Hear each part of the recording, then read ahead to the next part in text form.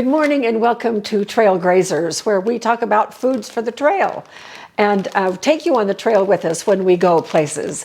And we're just chomping at the bit to get out of here and get on the trail and do some things, but we need some food. We have actually a lot of food that we have freeze-dried and so forth, but I'm sort of now homing in on the different types of food that I'm going to want to take with us, especially on our car trips, not necessarily our trailer, well, our trailer too, but whatever. And so I'm thinking about various things that we can do with sandwiches. And today we are going to do barbecued chicken, and then we are going to shred it and freeze dry it.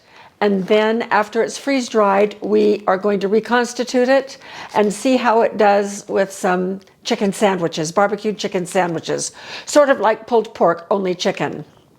Now, before we get to that, there's one little piece of news that I'd like to share with you. We are having quite a few people over on Rose Red who are finding it a little bit difficult to get to our bookstore and our Amazon store. So we had a viewer over on Rose Red who sent me a slide that he had done with QR codes, where all you had to do was point your camera at the QR code and boom, it takes you to either the Rose Red Amazon store or the bookstore. And our bookstore is for both Rose Red and Trail Grazers. We have quite a few books over there that have to do with food security and self-reliance, that sort of thing. I'm going to make a similar slide for Trail Grazers. So if you want a little tutorial on how to use that, I will also put a link to the tutorial that we did for Rose Red on that very same slide over on that side. And it would be the very same principle, so you could do that as well. We don't want anyone to not be able to get to our Amazon store or our bookstore if you have a desire to do so. So here's what we're going to do today. Now, I was thinking about chicken and doing barbecue chicken as sandwiches, and I just thought, ooh, that would be so good with a little bit of shredded cabbage and a little pickle on the top in a homemade bun. And then I thought, boy, I can do that. And wouldn't that be great to put in our little containers, and then we can heat up the chicken and have those hot sandwiches regardless of wherever we might be, whenever we might be. So this is what I've got going.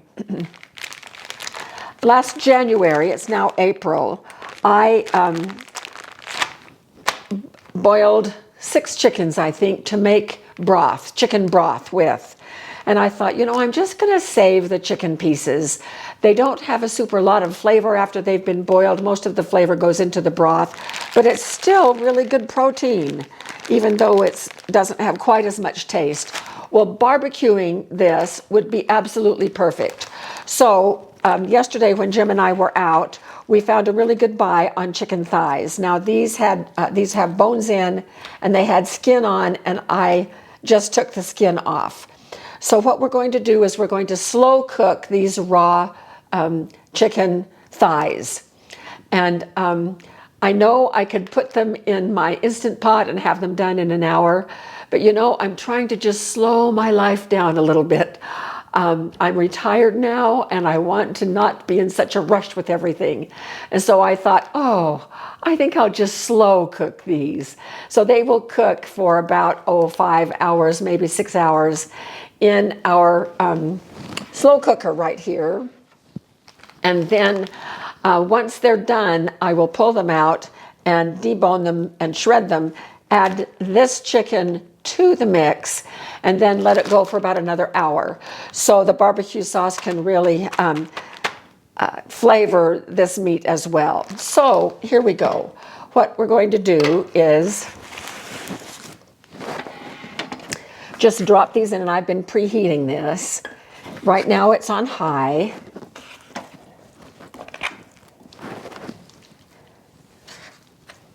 And I'm just going to layer these in.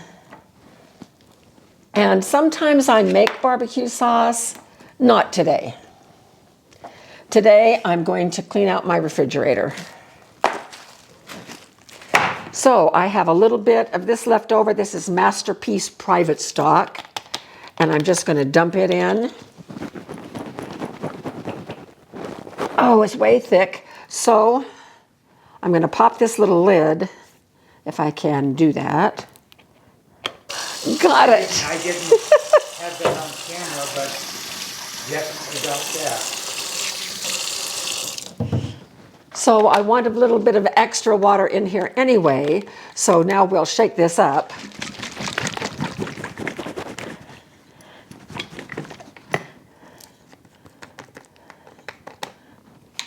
And pour this on over the top.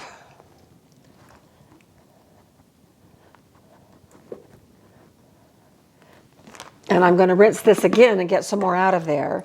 And then I love Claude's brisket barbecue sauce. We use it for, of course, brisket, but it will be great with this too. It's loaded with pepper and it has such a nice flavor. So I'm pouring in a little bit of that.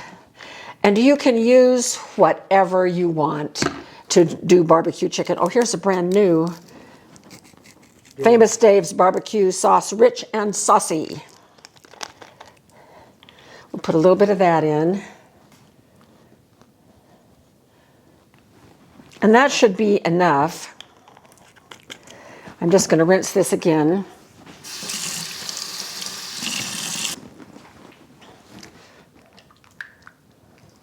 And that nicely cleans out this container. And so it will go in the trash, and these other two will go back in the refrigerator.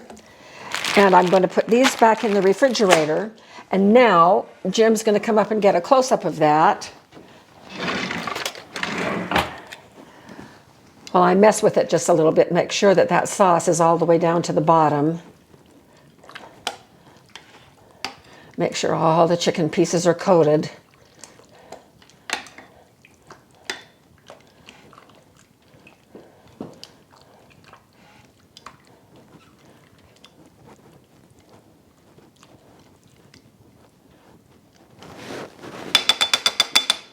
And on goes the lid. We'll set this off to the side, and we're just going to leave it for about 5 or 6 hours. So we'll come back when I have shredded that meat, deboned it, added this, and we're ready to put it into the freezer trays. So see you in several hours. Hi, and we're back. And I have the oven preheating. That sound annoys some people, and I'm really sorry, but I've got bread going in just a little bit. And so that's what the noise is in the background, is the oven is preheating. Well, the chicken thighs were done in about 4 hours, so I took them out to cool. And I put the other chicken, shredded chicken, in. It was about 4 pounds of shredded chicken. And then as soon as the thighs had cooled, I shredded that as well, and look what we have. An entire pot full of barbecued chicken. Now, I actually had to add a little bit more of the sauce because the chicken had absorbed almost all of it. It looks like it's more juicy now than it was, but we have all of this fabulous chicken. So it simmered for about another hour without the thigh shreds in there, and then another hour after I put the thigh shreds back in. So we have about 6 hours worth of slow cooked chicken, barbecued chicken, that we're going to put on these trays and get out to the freeze dryer as soon as they have cooled a little bit. So this is what it looks like, and I can tell you that it is delicious. It is. I don't know why I didn't think about this a long time ago, but this will just make wonderful barbecued chicken sandwiches for when we are out in our trailer, for when we're on road trips. We can use our little car oven to heat this meat up.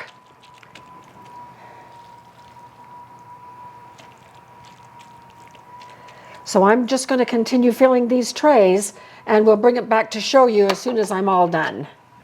Well, I've got 4 trays. Now, I could load them a little bit more, but then we wouldn't have this much left over, which Jim and I are going to sacrifice right now and have for a little late lunch, quite a late lunch, early dinner. But they are now, the trays are all 4 filled, and we're going to let these cool for maybe about an hour until they're completely room temperature. And then we will take them out and put them in the freeze dryer. We'll take you with us as we get this batch started. So we'll see you then. We are out here in the Kelvin Lab. Our freeze dryer's name is Kelvin. It says Kelvin right here, and he's very noisy.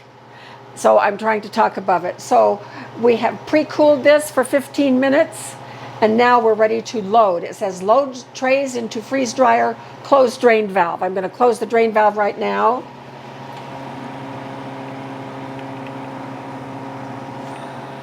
All right, that's done. And now we are ready to load the trays.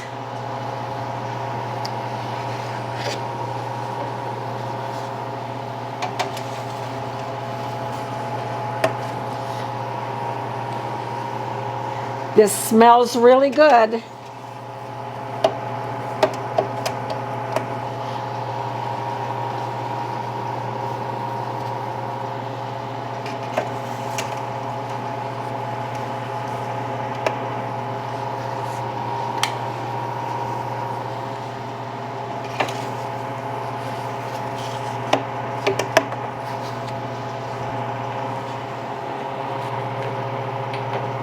All right, now this is locked, and we press continue, and it is freezing. And so we're gonna, right, so it looks like we are ready to go, and we'll come out every once in a while and check on it, see how it's doing. It probably is going to take about 36 hours, which will put us into about 2 days from now, so a day and a half or 2 days from now. When we're done, we'll have it back in the kitchen and show you what is next. It is 2 days later, and we are ready with our barbecued chicken, our freeze-dried barbecued chicken. And I've been nibbling at it a little bit. Jim and I have both tasted it. Wow, is it good. Now, my concern is that when we rehydrate it, if we use just water, it is water that is gone from this. But what we don't want is to put too much water. We don't want to dilute the flavor. And so I'm trying something a little bit different. From now on, when we do videos that show freeze-drying foods, we're going to test those foods right on the video so that we are sure that they're going to work. So I'm just going to cut some of this and put it in 2 bowls. We're going to have these for lunch today, and I just want to be sure that they are okay. And I'm just estimating how much Jim will want, how much I will want. So that probably is about right.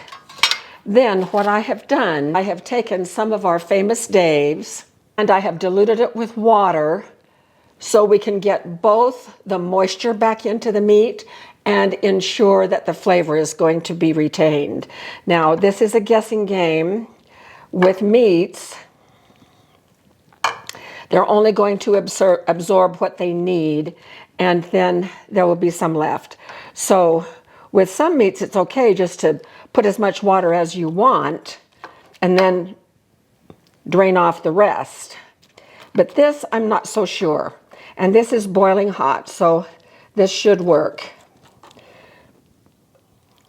Emphasis on the word should. Okay. And I literally eyeballed it. There's just a little tiny bit left. I'm going to just save it out over here and put these off to the side to continue rehydrating. So now what we're going to do is put this into 2-quart jars. If you have watched us for a long time, you know that we far prefer putting our freeze-dried food into 2-quart jars rather than in Mylar. A lot of people like Mylar, and I think it's important to do what works best for you. And so for us, we have what we call our food bank outside, which is we have banked all of these foods. And it is so easy for me to go out there on those shelves, turn the light on, because mostly they are in a cool, dark place. And immediately I can see in the jars what it is that is there without even reading the lid, where I label everything on the lid, of course, like everything. And then if we're going to be doing something where it would be best to put it in Mylar, then I will put it in Mylar at that point. But frankly, we don't do freeze-dried foods to last for 30 years. It makes no sense to me, because we eat what we store and we store what we eat. So we just like to buy things fresh and freeze dry them and then rotate through them within a couple of years. And that keeps our freeze-dried stash pretty darn fresh, instead of waiting 30 years hoping that they're going to be okay. So we are planning a trip here in a few weeks, and please know that for safety's sake, and we've had people concerned about us, we don't ever tell you when our trips are. We don't ever give dates, and we do not ever show videos of our trips until after we have returned home. And it's just a safety precaution, and I know that you can all understand that. But we are planning a trip to the Northwest. I have a family event that we are going to want to attend. And originally we were going to do just a car trip, but now we've decided that we're going to take our trailer. We'll be parked at my daughter's property, and they have a trailer hookup. Is that just wonderful? And so we'll be staying there several days. So we're just going to take our trailer. And so I'm already thinking in advance of the foods that we are going to want to put together for that trip. Some for on the road. We'll be about 3 days on the road and 2 nights, and with the meals that we can just get into our trailer and do. And this will be one of those meals that we will take with us. So as we reconstitute this, I'm going to show you how we're going to fix it in our trailer. So here is 2 quarts of this barbecued chicken. Now I'm going to finish putting these in the jars, and then we'll be back and show you our lunch. I'm going to vacuum seal the last of our 3 jars. I do not put oxygen absorbers in these. The only freeze-dried food I put oxygen absorbers in is my freeze-dried eggs. Everything else is just vacuum sealed. Okay, here we go. And label BBQ chicken.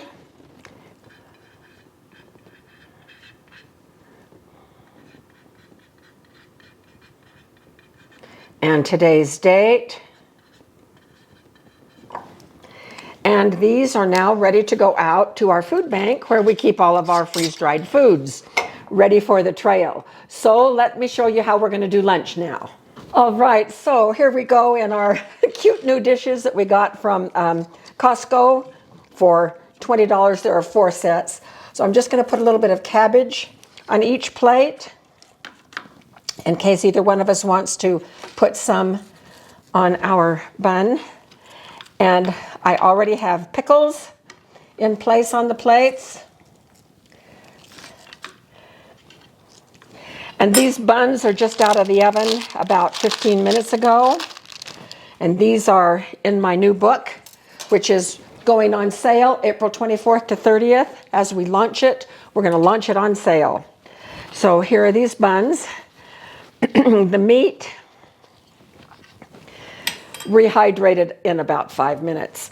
My idea was to have it rehydrate with boiling water and the sauce combination, so that I wouldn't have to heat it.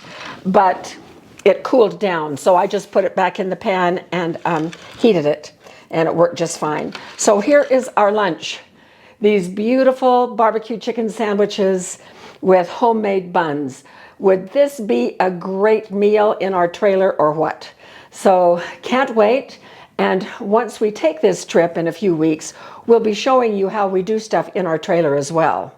So that's it for this video, and hope you enjoyed it. I hope you will try barbecue chicken. My gosh, we were just talking and we think it's one of the best things we've ever freeze-dried. So thank you so much for joining us, and we'll see you out there on the trail.